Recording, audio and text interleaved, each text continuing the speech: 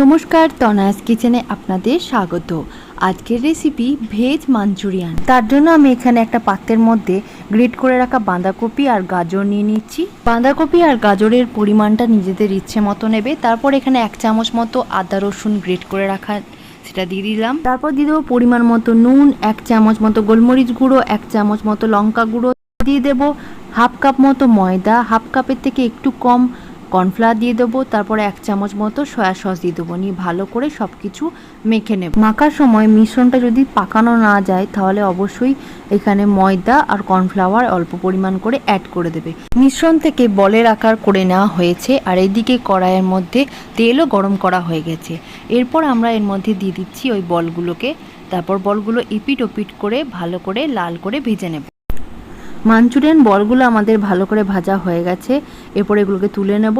Next পার্টে পুরো ভিডিওটা তোমরা দেখতে পাবে।